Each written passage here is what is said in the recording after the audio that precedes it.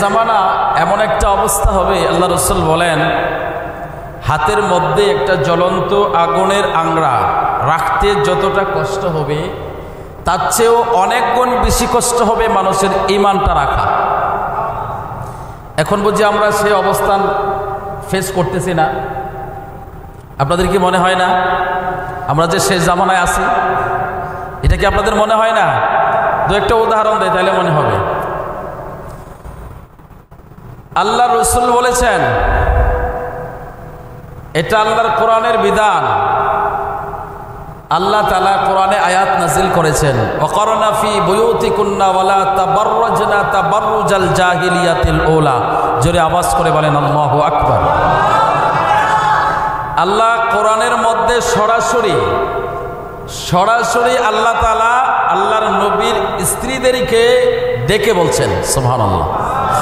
দেখুন আল্লাহ তাআলা সরাসরি নবীর স্ত্রীদেরকে কেন ডেকে বললেন? আল্লাহ সরাসরি নবীর স্ত্রীদেরকে বললেন, হ্যাঁ নবীর পত্নীগণ, হ্যাঁ নবীর স্ত্রীগণ, তোমরা জাহিলিয়াতের মেয়েদের মতো চলাফেরা করো না। আল্লাহ নবীর বিবিদেরকে কেন সরাসরি বললেন? এই জন্য বললেন কারণ পৃথিবীতে নবীর স্ত্রীদের মতো সম্মানিত মহিলা পৃথিবীতে আর আসবে না। সুবহানাল্লাহ বলেন না? নবীর স্ত্রীর মতো কি সম্মানিত আর কেউ হবে? এটা কি হওয়া সম্ভব? হবে না। এই জন্য আল্লাহ তাআলা এই আয়াতের মাধ্যমে সমস্ত গোটা পৃথিবীর নারীদেরকে বুঝাইলেন যে নবীর বিবিদের হচ্ছে সবচাইতে বেশি সম্মান। আর সেই সম্মানিত নারীদেরকে যদি আমি আল্লাহ বলে থাকি তাহলে তোমরা অটোমেটিক্যালি মানতে বাধ্য। কথা বলেন ঠিক না বেঠিক? এখন আসুন, আমরা রাস্তাতে বের হয়, মার্কেটে যাই, আপনি দেখেন একটা জিনিস, আপনি একটা পণ্য ক্রয় করবেন, সেই পণ্যটার মধ্যে একজন মেয়ে লোকের ছবি। আমি ভুল বলছি? কথা বলেন না?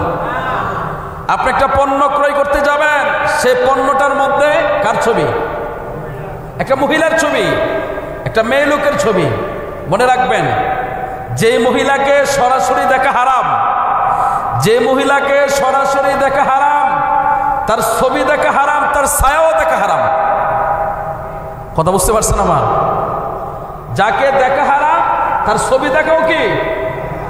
ও জবান উত্তর দেন না কেন? যাকে দেখা হারাম তার ছবি দেখাও কি হারাম, তার ছায়া দেখাও হারাম। দেখো, আপনি যেটা পণ্য কিনতে যাচ্ছেন ওই পণ্যটার মধ্যে একজন মেয়ে লোকের ছবি আছে না নাই?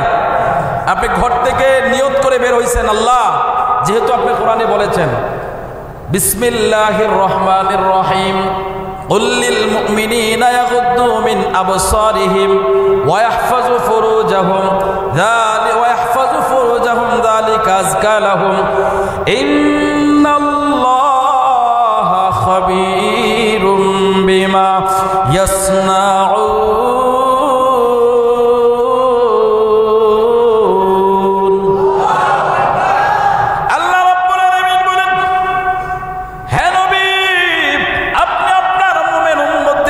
জানিয়ে দেন, ওয়াকুল লিল মুমিনিনা ইয়াগুদ্দু মিন আবসারিহিম, হ্যাঁ মুমিন পুরুষেরা তোমাদের চক্ষুকে তোমরা নিম্নগামী করো, তোমাদের চক্ষুকে তোমরা নিচে দাও। সুবহানাল্লাহ। ওয়া ইয়াহফাযু ফুরুজাহুম, এবং তোমাদের লজ্জাস্থানের হেফাজত করো। যালিকা আযকা লাহুম, এটাই হচ্ছে তোমাদের জন্য বড় পবিত্রতা। এখন আপনি ওযু করলেন, গোসল করলেন, পাক পবিত্র হইলেন, আল্লাহ কয় ওইটা পাক পবিত্র না। আসল পাক পবিত্র হলো তুমি তোমার চোখকে হেফাজত করো, তুমি তোমার লজ্জাস্থানের হেফাজত করো। এখন আমি ওযু করে আসলাম, আমি এখন গোসল করে আসলাম, আমি মনে করতেছি পবিত্র হয়ে গেলাম, কিন্তু আল্লাহর কোরআন বলে তুমি যদি তোমার চোখকে হেফাজত না করো তুমি পবিত্র না। সুবহানাল্লাহ। থাক নাকি? তাহলে আপনি ওযু গোসল সবই করলেন, কোরআন বলছে কি ওয়া ইয়াহফাযু ফুরুজাহুম, তোমার লজ্জাস্থানের হেফাজত করো। ইয়াগুদ্দু মিন আবসারিহিম, তোমার চোখকে তুমি নিম্নগামী করো, তুমি তোমার চোখের হেফাজত করো।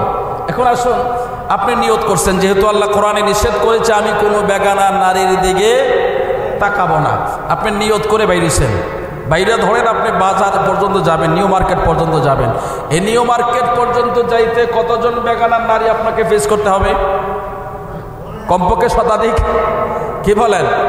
আপনি বাসার থেকে বের হয়েছেন, রাস্তায় দেখছেন বেগানা নারী, আপনি এখান থেকে বেঁচে গেলেন, গাড়িতে উঠছেন, সেখানে কি নারী পুরুষ তো একসাথে গাড়িতে উঠতে হয়, কথা বলেন না? কারণ যেহেতু সমান অধিকার দিয়েছে, তো আপনি তো বাধা দিতে পারবেন না। বাধা দিলে উপায় থাকবো নি, কথা কন না? আপনার কি উপায় থাকবো? হুজুর হয়ে যদি আমি বাধা দিই, তো হুজুর আপনি নামেন, আপনার যাওয়ার দরকার নাই, কথা বলেন ঠিক কিনা? তো গাড়িতে নারী আপনি কতক্ষণ ধরে রাখতে পারবেন? যেহেতু আপনার কলবের গোড়ায়, কলবের দরজায় বসে শয়তান নক করতেছে, আপনি কতক্ষণ নিজেকে সেভ করবেন, কন্ট্রোল কতক্ষণ করবেন? শয়তান তো আল্লাহর সাথে ওয়াদা করেছে, আল্লাহ আমি তোমার বান্দার সরল পথে বসে ধোঁকা দিব। সে সরল পথে বসে আছে, যেটা আপনার সিরাতে মুস্তাকিম, কলবের রাস্তায়, ঘরের মানে দরজায় বসে সে ধোঁকা দিচ্ছে আপনাকে। আপনি বাড়ি থেকে বের হলেন, রাস্তা বেঁচে গেলেন, গাড়িতে উঠলেন, সেখান থেকেও বেঁচে গেলেন, রাস্তায় গিয়ে শেষ করে বাজার পর্যন্ত গেলেন। বাজারে আপনি মার্কেটে ঢুকতে কতজন মহিলা ফেস করতে হবে, সেটা আল্লাহই ভালো জানেন, আপনারা বুঝেন। তো এগুলো আপনি নিজেকে হেফাজত করে ফেললেন, ফেস করলেন, মার্কেটে ঢুকলেন, মার্কেটে ঢুকে আপনি যেটা কিনবেন ওইটার মধ্যে এক মহিলার ছবি, কথা কন না? আমি কথা ভুল বললাম? ভুল বলছি নাকি? এটা বাস্তব কিনা? তাইলে আপনি বাসা থেকে বের হওয়ার পরে নিজেকে হেফাজত করলেন, নিজের চোখের হেফাজত করলেন, গাড়িতে উঠে হেফাজত করলেন, মার্কেট পর্যন্ত হেফাজত করলেন, মার্কেটে ঢুকে যেটা কিনবেন ওইটার মধ্যে মেয়ে লোকের ছবি। এখন আপনি কি করবেন? চাউলের বস্তা, চাউলের বস্তার মধ্যে মেয়ে লোকের ছবি। আপনি চিন্তা করেন, আটার বস্তার মধ্যে মেয়ে লোকের ছবি। তো এই যে অবস্থাটা, এই যে একটা অবস্থা তৈরি হয়েছে, এখন এই অবস্থাটা দেখে আপনার কি মনে হয় আপনি আখিরের জামানা নাই? আপনি শেষ জামানাত নাই? কথা বলেন না, শেষ জামানাত আছেন কিনা? তো আল্লাহ রাসূল এই জামানার কথাই সাহাবীদেরকে বলেছেন। সাহাবায়ে কেরাম ঘাবড়ে যেতেন, কত সাহাবী থরথর করে কাঁপুনি শুরু হয়ে যেত। তখন আল্লাহ রাসূল সাহাবায়ে কেরাম বলতেন, ইয়া রাসূলুল্লাহ, আমরা কি শেষ জামানা পাবো? এই জামানা সম্পর্কে যে বর্ণনা আপনি দিয়েছেন সেটা শুনে তো আমরা নিজেকে কন্ট্রোল করতে পারতেছি না, ইয়া রাসূলুল্লাহ, এত ভয়ঙ্কর সময়। আল্লাহ রাসূল বলে, না, এই ভয়ঙ্কর সময় তোমরা পাবা না, কিন্তু আমার কিছু অসহায় উম্মত পাবে। তবে এটাও আমার রাসূল বলেছেন, ওই সময়ের মধ্যে যদি আমার কোনো একটা উম্মত নিজেকে হেফাজত রাখতে পারে, গুনাহ থেকে বাঁচাইতে পারে, বদরের যুদ্ধে যে সাহাবীরা শহীদ হয়েছে, আল্লাহ তাআলা সে সাহাবীদের সাথে তাদের জান্নাতে দিবে। জোরে বলেন সুবহানাল্লাহ। এখন সেই কঠিন মুহূর্ত, যে কঠিন মুহূর্তটা আপনি ফেস করে যাচ্ছেন, এই মুহূর্তে যদি আপনার ঈমানটাকে আপনি মজবুত রাখতে পারেন, বিশেষ করে আমি যুবকদেরকে লক্ষ্য করে বলছি, যুবকেরা যদি এই সময়টা যদি নিজেকে হেফাজত করতে পারো, নিজেকে কন্ট্রোল করতে পারো, মনে রেখো তুমি বদরের সাহাবীদের সাথে জান্নাতে থাকবে। এটা আমার কথা না, আল্লাহ রাসূলের কথা। আল্লাহ রাসূল বললেন, শেষ জামানার উম্মতের বিষয়ে নবী বললেন, সাহাবীরা তোমাদের জন্য একটা পুরস্কার, আর আমার আখিরের জামানার উম্মতের জন্য দুইটা পুরস্কার। না, এটা আপনার কাছে মনে হয় ভালো লাগলো না নাকি? সাহাবীরা বলে, ইয়া রাসূলুল্লাহ, আমাদের জন্য একটা পুরস্কার, আর আখিরের জামানার উম্মতের জন্য দুইটা পুরস্কার। বলে, হ্যাঁ। নবী বলেন, এই জন্য কারণ তোমরা সরাসরি আমি নবীকে দেখছো, এই জন্য তোমাদের একটা পুরস্কার, তোমরা সরাসরি আমি নবীকে দেখছো। কিন্তু আখিরের জামান, শেষ জামানায় আমার কিছু উম্মত থাকবে, আমি রাসূলকে দেখবে না, কিন্তু আমি রাসূলের সুন্নতের জন্য জীবন বাজি লাগাই দিবে। জোরে বলেন আল্লাহু আকবার। এই জন্য তাদের জন্য দুইটা পুরস্কার। সুবহানাল্লাহ বলেন। কেমন নবী আপনি পাইলেন? সেই নবী আপনার কেমন দরদি নবী। নবী কয়, আমি তোমাদের জন্য দুইটা পুরস্কার রেখে দিয়েছি। ভালোবাসার জায়গা মদিনা, ভালো লাগার জায়গা মদিনা, বলো না ভালোবাসার, ভালো লাগার জায়গা মদিনা, এত সুন্দর জায়গা কোথাও দেখি না, এত দেখি না, সাজিয়েছেন আল্লাহ রাব্বানা, ভালোবাসার জায়গা মদিনা, ভুলো না ভালোবাসার জায়গা মদিনা, ভালো লাগার জায়গা মদিনা, বলো না ভালোবাসার জায়গা মদিনা, ভালো লাগার জায়গা মদিনা। ডান হাতটা উঁচু করে বলা যাবে না, ইয়া রাসূলুল্লাহ।